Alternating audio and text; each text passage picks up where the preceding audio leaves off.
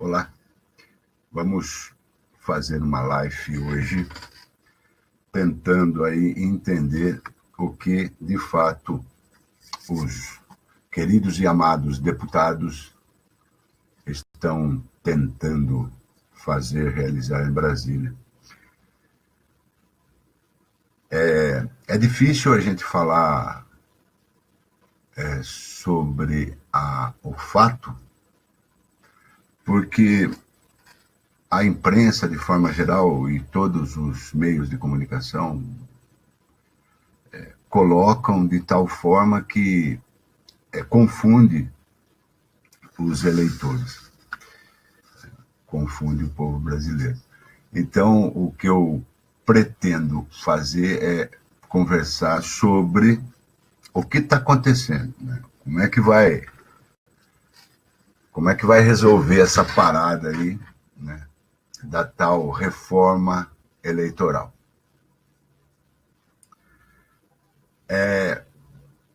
Veja que eu coloquei reforma eleitoral e não reforma política, porque na mídia a própria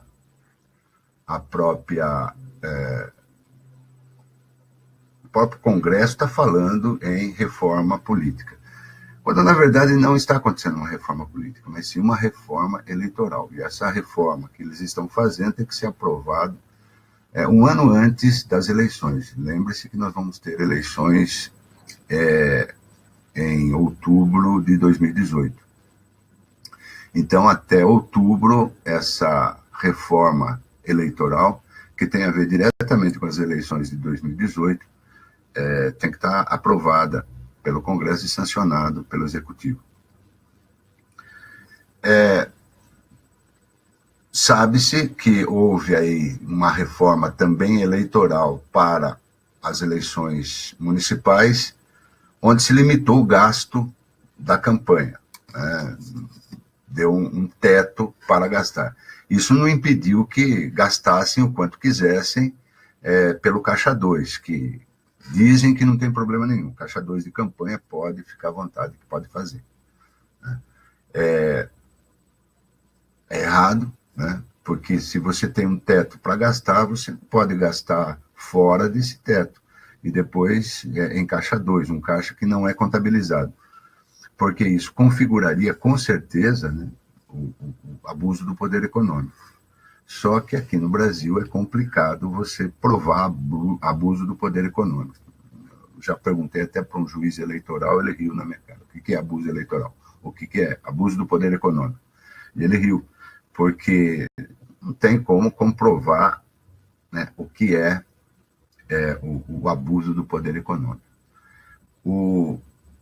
Por que tem que reformar, então? Porque o Caixa 2, que eles queriam aprovar como não algo ilegal, né, tá difícil de fazer passar isso, né, o Caixa 2 como algo ilegal. E é ilegal, né? Não se pode mais também pegar dinheiro de empresas, né? Vamos supor o que aconteceu nas eleições passadas para presidente da República, né, pegando dinheiro da Odebrecht e da JIS, uma coisa assim, o pessoal do gado, não pode mais. Não, pela atual legislação não se pode mais. Só pessoa física é que pode, então, doar. Eu, por exemplo, posso doar para o partido, posso doar para um candidato, como pessoa física. Só que para eu doar, eu tenho que doar algo que esteja sobrando, né? Eu não posso doar um dinheiro que não tenha lastro, um dinheiro que não tenha de onde vir, né? Não tenha como provar de onde veio esse dinheiro. Então, o dinheiro para a campanha só é possível doar se, por acaso, né, pessoa física que tenha, vamos dizer assim, a partir da declaração de imposto de renda, tenha esse excedente, e a partir daí, então, faz a doação. E é muito difícil alguém doar, né, pessoa doar, a não ser que queira lavar dinheiro, fala que doou 1 milhão e doou só, sei lá, 250 ou ao contrário, né? Dá para lavar dinheiro por aí também. Então, não dá muito certo. Qual que é a proposta, então? A proposta o financiamento público de campanha. Isso faz parte do pacotão aí da reforma eleitoral. Já a comissão da reforma eleitoral já aprovou 4 bilhões do nosso dinheiro para eles gastarem em campanha, e ainda existem alguns problemas, porque para eles está resolvido, eles têm o dinheiro agora para fazer campanha, 4 bilhões e tralalá, eles têm dinheiro para gastar, nosso dinheiro. Tira dinheiro da saúde, da educação, da segurança, tira dinheiro de onde for, mas o dinheiro deles é sagrado, tem que cair na mão deles, né, na mão do partido, e aí o partido vai, vamos dizer assim, a gerenciar esse dinheiro. Com certeza, a quantidade para cada partido vai depender da bancada que tenha, que esse partido tenha no Congresso. E aí já começam algumas distorções, porque os partidos que têm mais deputados eleitos vão ter mais dinheiro, os partidos que têm menos deputados eleitos não vai ter tanto dinheiro. E aí o que acontece? Mantém o status quo, ou seja, mantém a forma como está. Por quê? Porque se você tem mais candidatos, mais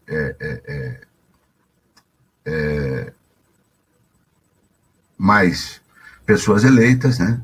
Você vai ter mais dinheiro e, consequentemente, sua campanha vai ser maior, você vai poder divulgar mais o seu nome, o nome da legenda, e com isso, então, vai aumentar aí a possibilidade de quem está no poder se manter no poder.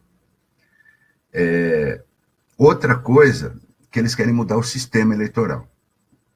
No Brasil hoje, quando fala eleições, plural, é porque, na verdade, são duas eleições que acontecem simultaneamente. Uma eleição que é chamada eleição majoritária, que vai eleger o cargo o executivo, né? Presidente, governador, no caso prefeito, e também senador, e a proporcional que elege Câmara de Vereadores, Câmara de Deputados, Assembleia Legislativa. O voto proporcional já foi debatido, explicado por diversas vezes, usa-se o coeficiente eleitoral, não é o nome mais votado de toda a eleição que ganha, mas sim o nome mais votado dentro do partido. E aí cria uma série de distorções. No caso aí, por exemplo, o Tiririca conseguiu 1 milhão de votos e com isso elegeu ele mais 4, ele puxou mais 4.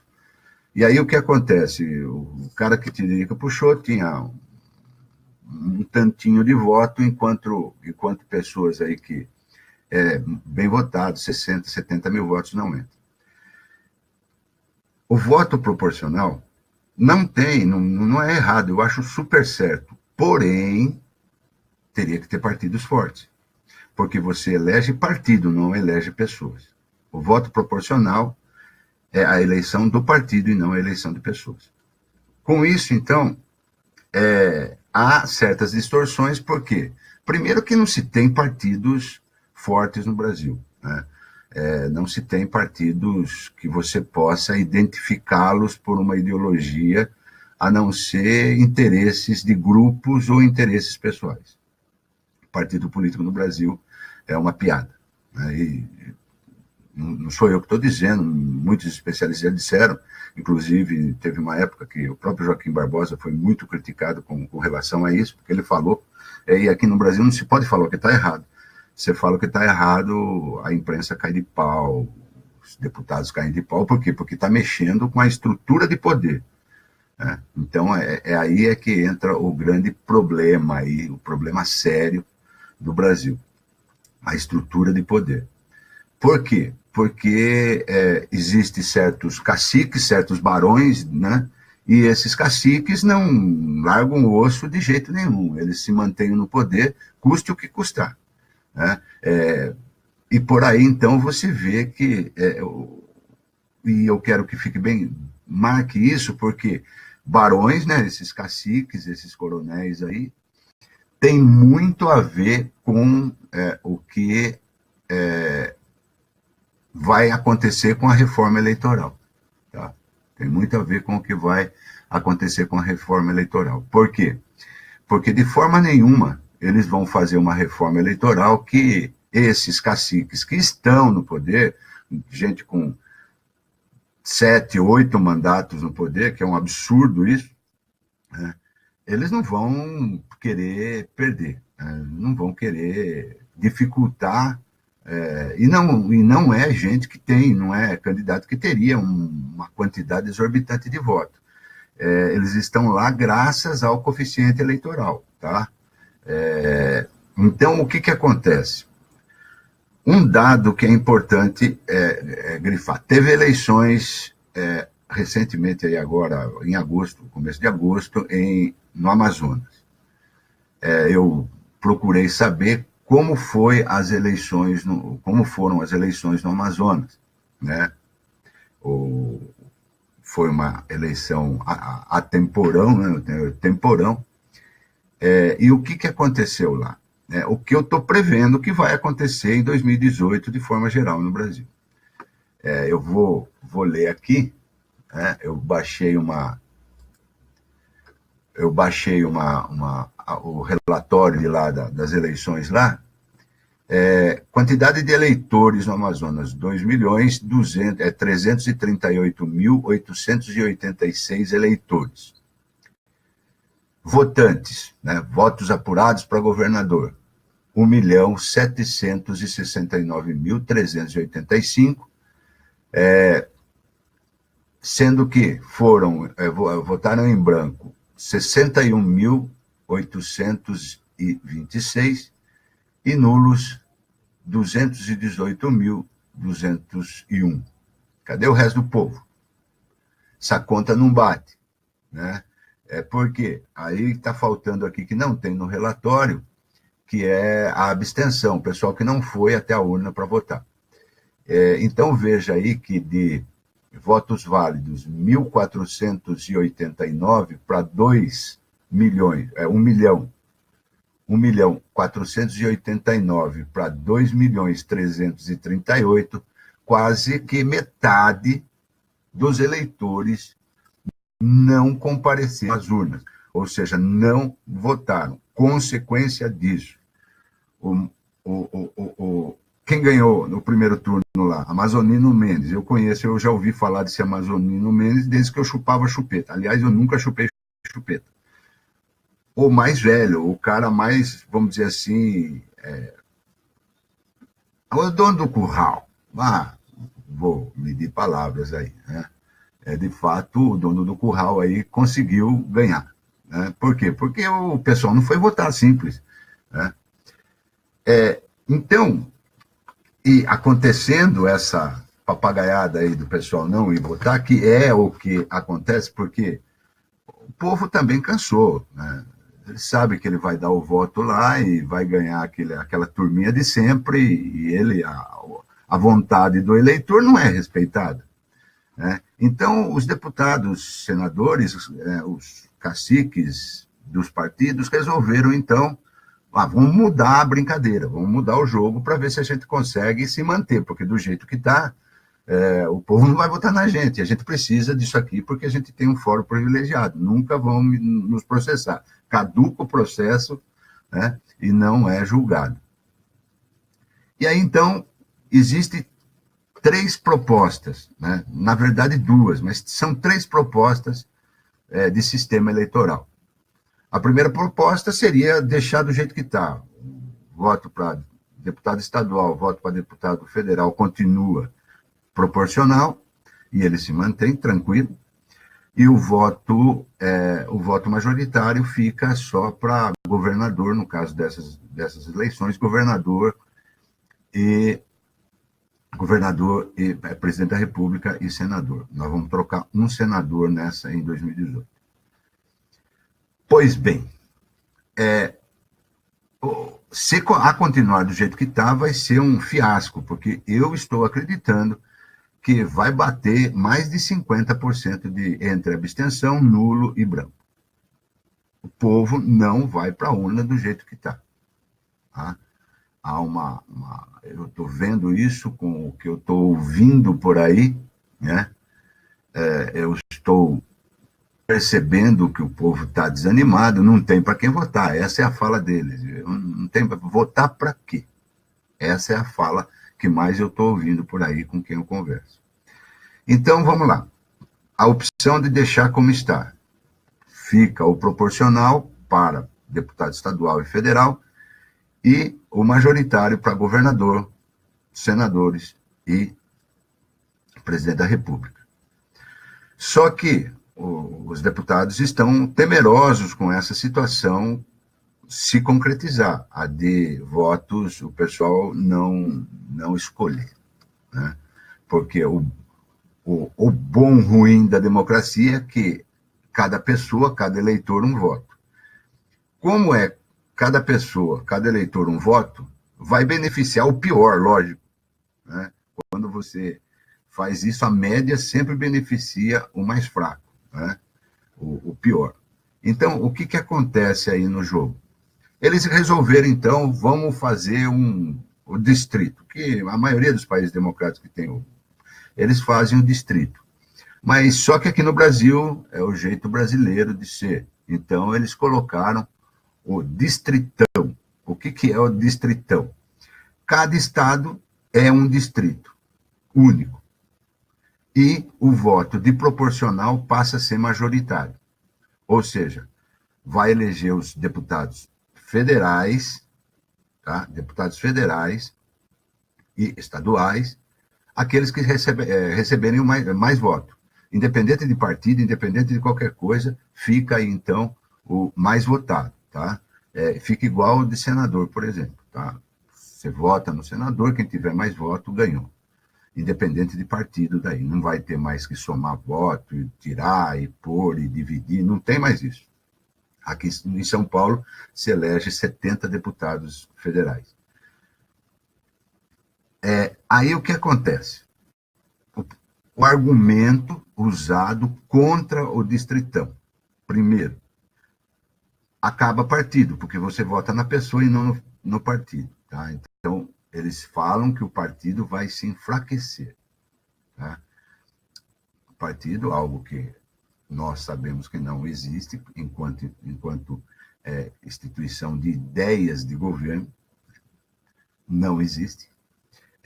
Então, eles falam que vai enfraquecer o partido, então não dá, os partidos vai perder representatividade.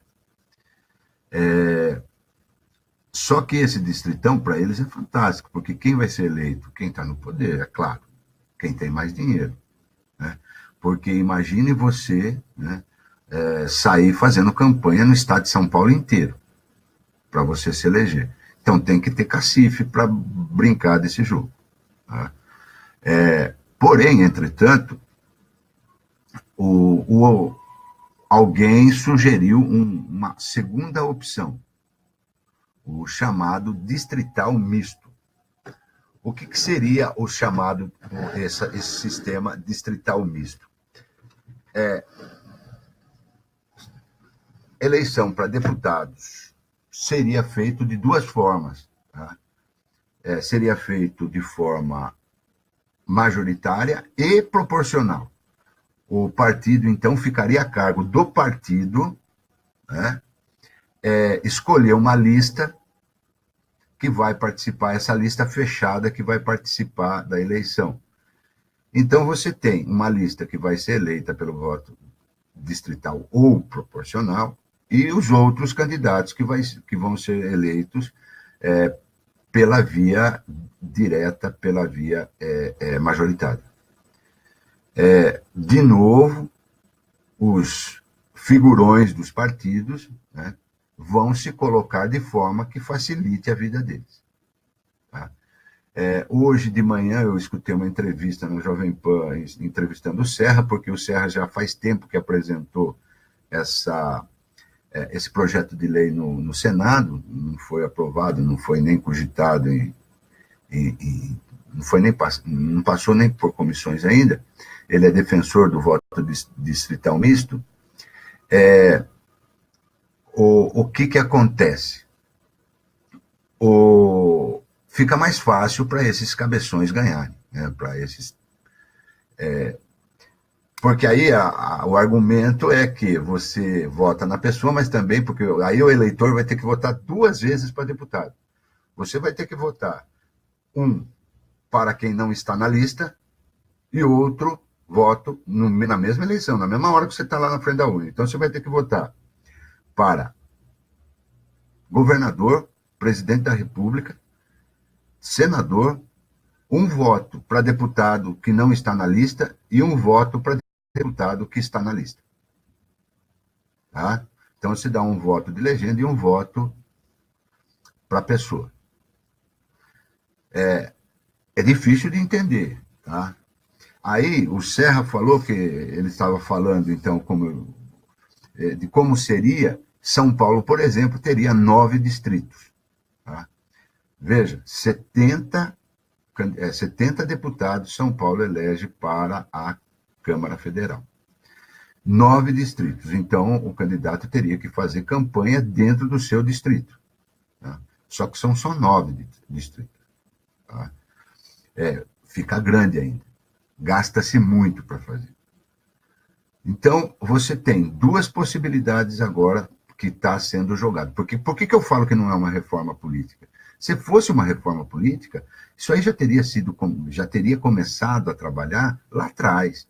Né? O povo deveria escolher, porque tudo bem que vai ter o distritão, que para mim não deixa de ser e não deixará de ser capitanias hereditárias. Você pega o estado de São Paulo inteiro, você pega Ceará inteiro, vai eleger lá acho que 9 deputados que eles elegem. Então, e quem eles vão eleger? Sempre os mesmos, isso é lógico. O distritão é capitanias hereditária, porque você vai fazer um bloco fechado dentro do Estado. Tá? E você acha que o partido político é uma coisa tão imbecil, mas tão imbecil, porque o que acontece? Por que surgiu o partido político? Antes não existia. Por que surgiu? Para diminuir custo de campanha, tá? Num primeiro momento, centrar as pessoas que têm o mesmo pensamento, a mesma ideia de governo, numa mesma agremiação, e ganhar peso o voto no parlamento. Tá? Porque aí você tem o voto de bancada, tá? O voto do partido. Então, só que em país sério isso funciona. Aqui no Brasil não funciona. Tá? Por quê? Porque os partidos se diluíram tanto, porque aí o que acontece? Você entra num partido, para quem o partido vai dar mais dinheiro? Pro Zé Coxinha? Não vai dar dinheiro pro carinha lá, né, que está começando na política. Ele vai dar para quem já quem já está eleito, quem está buscando uma reeleição. Tá? E aí você tem uma distorção violenta. Né? O partido político, que antes era para ajudar a agremiar pessoas, hoje é usado para manter sempre as mesmas pessoas no poder. Se você fizer uma análise, né, de longa data e até hoje, veja as lideranças partidárias que mudaram. Vejam os candidatos. Você já sabe quem vai ser candidato de cada partido para presidente, para governador. Você já sabe quem serão os candidatos para senador. Não precisa nem fazer convenção mais, porque é tão marcado, é tão firme, é tão fechado, que não adianta. O Zé Coxinha vai ficar jogado lá e ele vai ter que se virar lá. E ele só...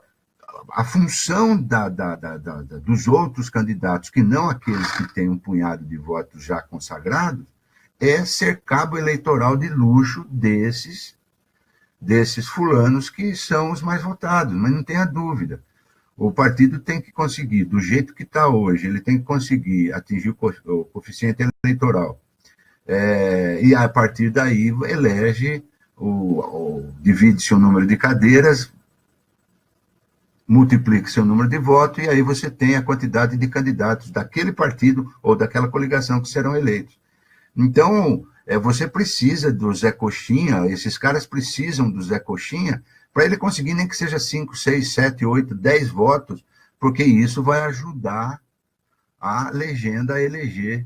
Só que, acabando a apuração, esse Zé Coxinha não apita mais nada. Eles deveriam cobrar, porque eles ajudaram a eleger aqueles que entraram. Então, eles deveriam ser os primeiros a serem consultados sobre como o partido vai votar. Só que, como não existe partido forte nesse país, dá no que dá. O Gilmar Mendes e outros falam, o brasileiro não sabe votar, esses caras vai ficar muito confuso e tal. Então, vamos fazer o seguinte, de boa, vamos fazer o distrital pura e simplesmente. São Paulo se divide em 70 distritos, certo? Vai eleger um deputado por distrito. Ah, mas vai enfraquecer o partido. Ótimo, porque não é o brasileiro que não sabe votar, é o partido que não presta. Os políticos têm que aprender a conviver e viver em partido político. Se eles querem brincar de jogo político, eles têm que aprender a viver no partido político, com base no partido político. Porque o que acontece? Você quer eleger alguém do seu partido, você vai ter que apoiar todos que estão candidatos. Você não vai lançar 300 candidatos só para fazer coeficiente eleitoral. Você vai ajudar, o partido vai ter que trabalhar para apontar, e aí sim você vai ter que ter uma prévia bem feita no partido, quem tem mais condições em determinados distritos. Você vai ter que fazer, a eleição é muito mais trabalhada, porque daí o distrito vai apurar quem ele quer que seja candidato. Já começa por aí a mudança. Né? Vai ter eleição para vereador? Ótimo, tem 13 cadeiras, divide Itu, por exemplo, em 13 distritos, e cada vamos dizer assim, candidato dentro do seu distrito vai buscar nome, porque daí você que sabe para quem você votou, porque está no seu distrito, você vai bater na porta da casa dele lá, porque ele tem que morar no distrito, você vai bater na porta da casa dele lá e fala, ô Manete, e os buracos da rua, como é que tá? Ô Xaropão, a luz está apagada lá na rua de casa. Aí funciona. Né? Acaba esse negócio de um Zé Ruela aí qualquer ter trocentos mil votos e puxar aí o burguesinho que não consegue ter voto. Tá? A grande sacada do distrital é essa. Vai enfraquecer partido? Vai enfraquecer, porque daí não se cogita partido mais. A chance do PSDB com o PSOL, ou a chance do PT com o novo de esquerda que tem aí, o Podemos, que o pessoal acha que não é de esquerda, esse partido é de esquerda e quebrou pau na Espanha. Quase melou a Espanha lá, as eleições na Espanha lá. Vai ter chances iguais. Por quê? Porque é o candidato que representa o partido que está sendo cogitado. Tá? Por isso que é preciso que nós, povos, que nós, povo, discutamos isso seriamente. Nós temos que discutir. Chegar para eles e falar, vamos fazer o seguinte, vamos ver o que o povo quer. Ah, mas o povo não sabe, não tem importância. Joga. O que deu, deu. Deu errado, a gente muda. É assim que aprende. Não deu certo um sistema, muda para outro. E vamos fazendo a coisa até acontecer. Né? O que não pode é você, parlamentar, pensar que, como o povo não sabe, você tem, então, a incumbência de falar o que o povo quer, quando, na verdade, um projeto popular não anda aí. Se você, como representante do povo brasileiro, respeitasse essa representação, quando chegasse qualquer projeto popular aí, entraria em regime de urgência urgentíssima e aprovaria, sem emenda, o projeto. Mas vocês não fazem isso. Vocês não representam o povo brasileiro. Vocês representam a agremiação de vocês, e quando eu falo agremiação, é o corporativismo de vocês. É o grupo de pessoas que vocês empregam, defendem. Então, quando nós falamos em eleição, é um negócio sério, muito sério. E nós precisamos discutir isso, para não deixar na mão desses caras resolver. Porque nós temos que acabar com o chamado sebastianismo, ou, como eu digo, a espera do Messias. Ninguém vem salvar a gente. É a gente que tem que fazer a coisa acontecer. Agora, pergunto, num país aonde é obrigado a votar, e espero que continue assim até que consigamos fazer de fato uma reforma política. Porque nós precisamos, povo, nós precisamos fazer uma reforma política, de verdade. E não reforma eleitoral. Que a reforma eleitoral é feita um ano antes da eleição, conforme a conjuntura socioeconômica do momento. E aí você muda para cá, muda para lá e faz do jeito que você quiser. Tá? Então é indispensável que nós, povo, façamos uma reforma política ampla para acabar com esses caciques. Quantas, vamos dizer assim, porque eu penso o seguinte, o distritão vai facilitar a vida de quem? De quem tem voto de cabresto. Né? Seja ele dado por uma agremiação sindical, seja ele dado por uma agremiação que seja do crime organizado, uma agremiação, porque o mais votado ganha. Tá? Os líderes, entre aspas, líderes religiosos, esses serão os eleitos. Agora, se, por acaso,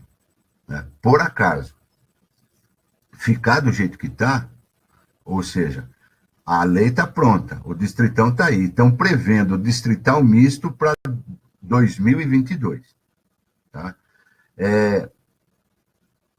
Vai manter quem está no poder. Não vai mudar. E aí o que vai acontecer? O que vai acontecer? Que eu estava lendo aqui, se somos esse povo, o que esperar?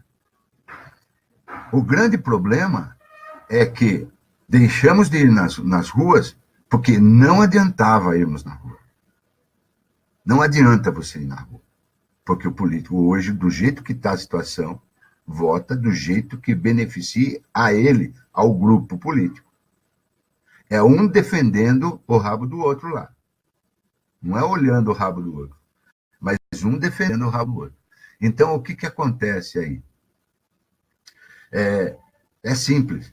Pode ir na rua, espernear, brigar, porque só foi na Dilma, só foi no coisa da Dilma, porque a Fiesp estava patrocinando. A Fiesp patrocinou a festa,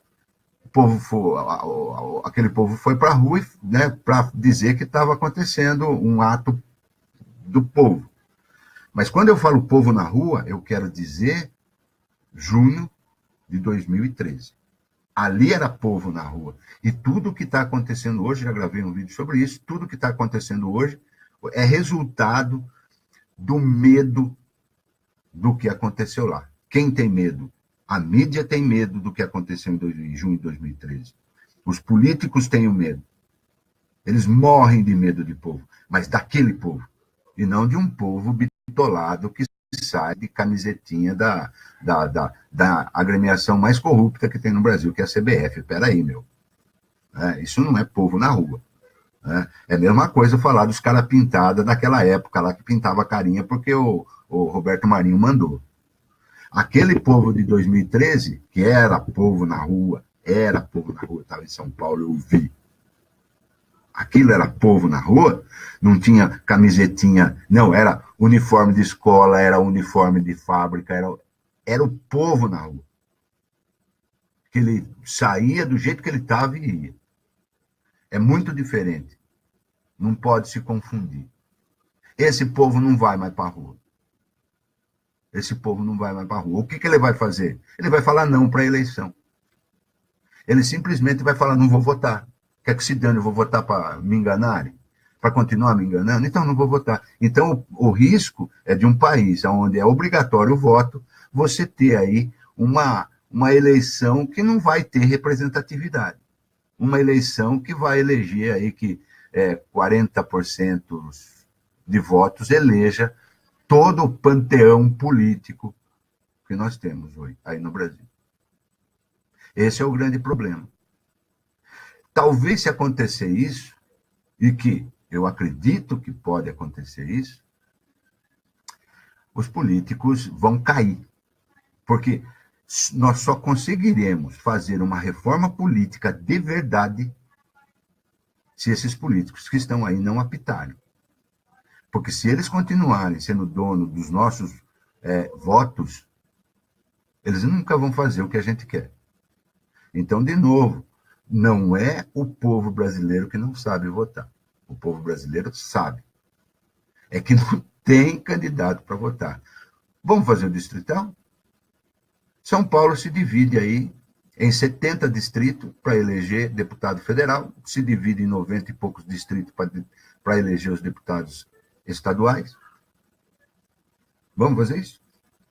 E os partidos? Os partidos que aprendam a ser partido político. Né? Os políticos caciques que aprendam, né, que eles não são mais nada. Vão viver do que já foi ganhado. Né? E não ficar mamando aí a trocentas eleições aí, sempre no poder. Ah, mas é o povo que não sabe votar. Não, não é. É o jogo, o sistema, a forma como se elege que é assim, que faz com que esses caras se perpetuem no poder. Nós vamos conseguir limpar pelo voto, seja distritão, seja proporcional, ou seja, que continue da forma que está o distritão, nós vamos conseguir limpar? Não. Por quê? Porque eles são donos de currais eleitorais. E jamais, em tempo algum, ele vai fazer alguma coisa para melhorar a situação do povo, porque se melhorar a situação do povo, como 2013 estava melhor, o povo foi para a rua. E aí? E aí derruba. E eles não querem isso. Então, deixa do jeito que está, né? Arrocha salário, dificulta a possibilidade de manutenção do emprego, que é a reforma fez isso para segurar o povo, para o povo ter medo de sair para a rua, porque senão ele perde o emprego e não é fácil conseguir. Eu não acredito que nenhuma recessão aconteça por acaso. Isso aí a mão invisível não existe, não. Isso aí é bobagem. Né? Existe, sim, um acordo aí, né, entre aqueles que detêm o mando da economia, o mando político, né? Se você detém o mando econômico, você detém o mando político sem problema nenhum. Né? E aí eles fazem o joguinho deles e, né, vamos dizer assim, se perpetuam no poder. Tá? É importante, então, infelizmente, não temos condições de fazer isso, porque deveríamos nós todos, né, reunirmos em grupos, discutirmos, falar o que está acontecendo. Não adianta, pode mandar e-mail para deputado, pode fazer o que quiser, eles fazem do jeito que vai ficar melhor para eles. Por isso, né, dizer não à eleição de 2018, embora eu tenha medo disso, né, seja o voto de rebeldia que o Brasil está precisando. Brasil não, os políticos brasileiros estão precisando. Né? Veja que, só abrindo um parênteses aqui, o Alckmin foi participar de um evento não sei onde, daí ele estava falando, perguntaram para ele sobre o novo é melhor, né? Como ele falou para eleger o Dória para prefeito, né? O novo, o administrador e tal. Como ele quer ser o presidente, o candidato a presidente do PSDB, perguntaram para ele, o novo é bom porque o Dória está sendo muito cotado para ser candidato do PSDB a presidente da República. Aí ele muda o discurso, é lógico. Não. No momento do Brasil, precisa de alguém com muita experiência. Bobo ele. Não, o político é assim. Só que a gente está acostumado a avaliar o que o político está falando, a buscar a genealogia no discurso, ou seja, por que ele está falando isso, qual que é a origem, né, a gênese do discurso do político. Não, a gente escuta e acha que o cara... Não, busca por que ele está falando isso. Né? A genealogia do discurso. Você vai lá na origem do discurso para você saber a troco de quem ele está falando isso. Até Platão fez isso. Né? Você vai estudar a República e vai na genealogia do discurso de Sócrates, né? Ele vai falar assim, tudo que está aí não presta. Veja como é, a democracia é uma porcaria, blá, blá, blá, blá, blá, blá, blá, e dá todos os motivos. Por quê? Porque ele quer o quem no poder? Ele, claro, né? O filósofo rei, né? O rei filósofo. Nem Sócrates escapou da semântica aí. Então, quando você faz genealogia, você vai descobrir o motivo pelo qual ele está falando o que está falando. Isso é importante, é o que nós temos que aprender a fazer. Tá? Então, para encerrar, que eu já estou aqui matraqueando há 40 minutos, vamos conversar, né? Vamos debater, vamos discutir. Né? É um momento, né, que, buscando fazer com que os políticos que estão no poder entendam que nós queremos, não é eles que querem. Nós que pagamos o salário. Veja o que aconteceu aqui em Itu. Não entrar no assunto, mas teve um aumento de 11 e poucos por cento no circular. Né? Da onde vem esse aumento? A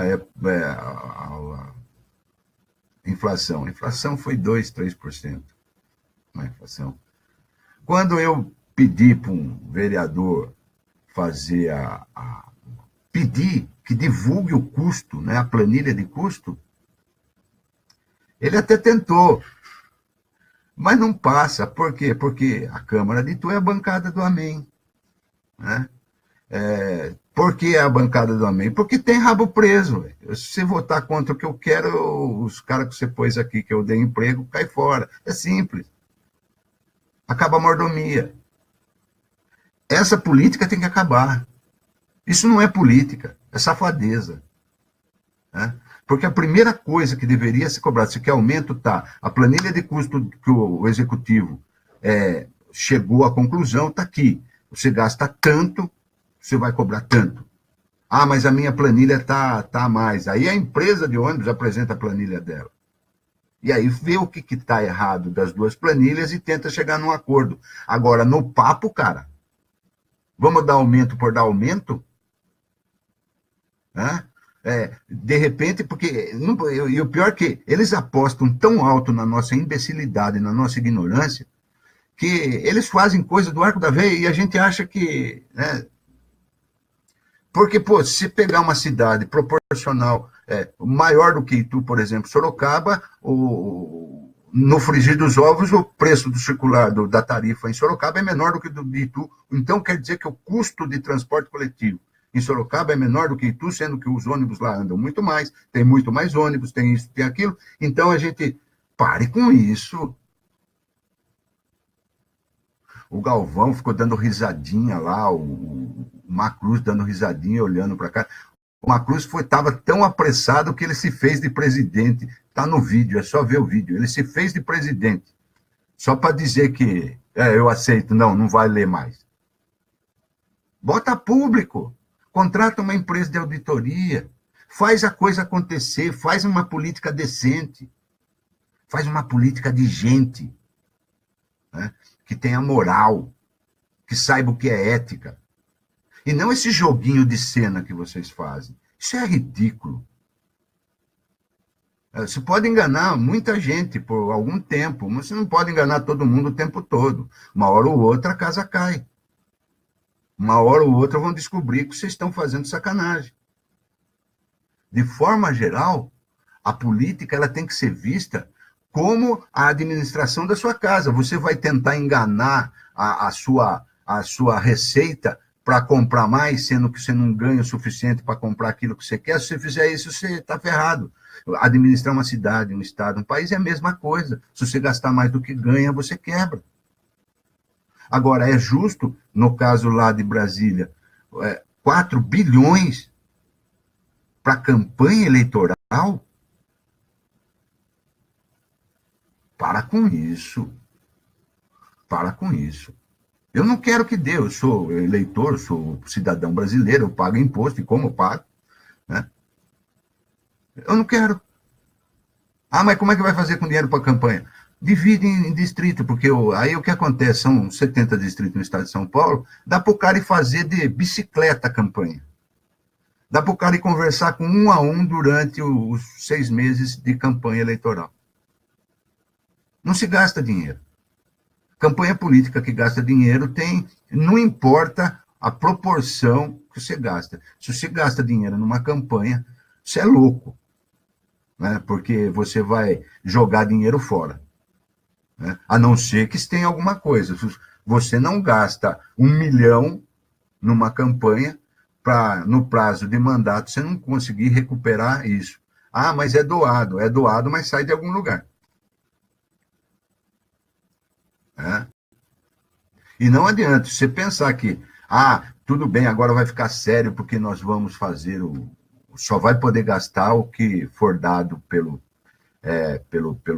público, então, ou seja, o financiamento público, o Estado vai pagar para fazer campanha. Então, você acha que o cara não vai pegar de novo dinheiro de Caixa 2? Tem alguém fiscalizando? Você recebeu tanto e gastou tanto. Não tem. Mas eu ponho número, vamos pôr número para quantificar os santinhos. Para com isso. Né? Quem quer enganar, você pode fazer o que você quiser, que vai enganar. Então, como é que vai fazer? Uma vez eu falei, a pessoa não entendeu o que precisa mudar na política brasileira. É simples, no político brasileiro, você não precisa de fiscalização, não precisa de nada. Só tem uma coisa que precisa para hombridade, brio. É isso que precisa, brio. Né? Você precisa ter hombridade. Se você não tiver, pode fazer do jeito que for, vai sempre alguém enganar alguém. Então, esse é um momento que nós vamos passar e nós vamos ter aquilo que eu falei, é um perigo danado. Uma eleição que não tenha a representatividade necessária. Porque se você tiver a eleição passada para prefeitos e vereadores, nós tivemos uma média de 32% entre abstenção, nulo e branco. 32%. Essa foi a média. Para presidente da República, para governador, deputados, eu acho que bate mais de 50%. E aí, qual é a representatividade daqueles que foram eleitos? Mas então vamos deixar o voto facultativo? Legal. Aí fica muito mais fácil, fica muito mais barato para o dono do curral eleitoral manter os boi dele. O grande problema é aquilo que eu falei, a democracia. Nietzsche critica a democracia exatamente por causa de um voto, uma pessoa, um voto. Platão, todos criticaram a democracia exatamente por causa dessa questão de um voto, porque beneficia sempre o mais fraco. Não o mais fraco, o pior.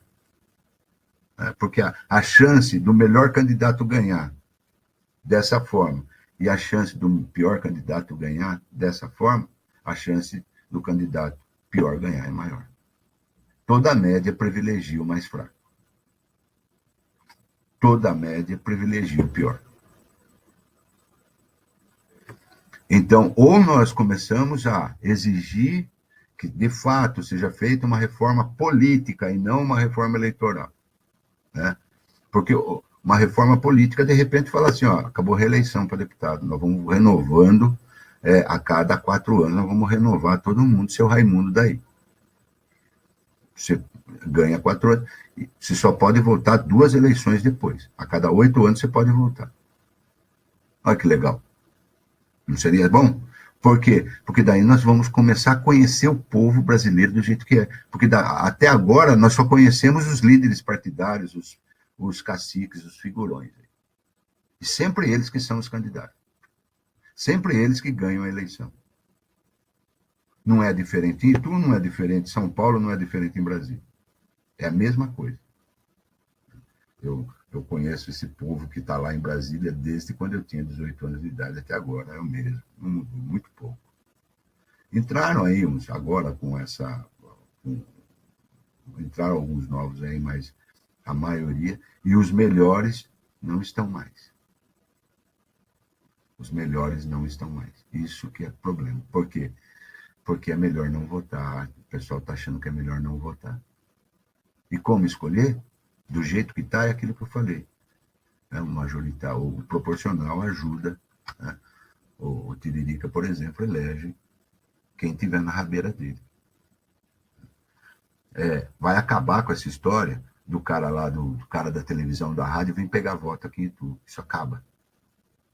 Agora eu pergunto, será que os nobres deputados federais, se fosse dividido em 70 distritos, conseguiriam um mandato? Os tais ituanos? Porque eles ganham porque não pegaram o voto daqui. Não pegaram o voto da nossa região. Muito pouco. Vamos pensar? Não, eu vejo como o não votar não é a solução. Tá? Quero deixar bem claro isso. É importante que a gente vá até a urna, passe raiva, né? Eleja, vote em alguém. Para quê? Para que não vote, para que, vamos dizer assim, não crie um clima desfavorável, né, por 4 anos de mandato que eles terão. Tá? O não votar eu não acho uma boa. Eu acredito que o voto deveria mudar. Comece a se fixar na escolha de candidatos da nossa região, que você conheça, que você tenha acesso, que você possa conversar. Se ele não prestar, não vote nele. Mas votar no Zé das Couve lá, porque tem um programa de televisão ou porque é jogador de futebol, sabe quando que você vai cobrar dele? Nunca. Vamos conversar. Eu estou à disposição. Né? Conversar com base, né, no que nós queremos para o nosso país. Tá? Porque você não vai conseguir uma escola de qualidade, você não vai conseguir uma educação de qualidade, uma saúde de qualidade, segurança de qualidade, se você não começar a discutir o que você quer para você, o que eu quero para mim, e aí nós chegarmos aí numa ideia do que é melhor. E veja que eu falei ideia, porque ninguém vai conseguir fugir de ideologia nenhuma. Né? Para você destruir uma ideologia, você precisa de outra. Abraço. Até a próxima, gente.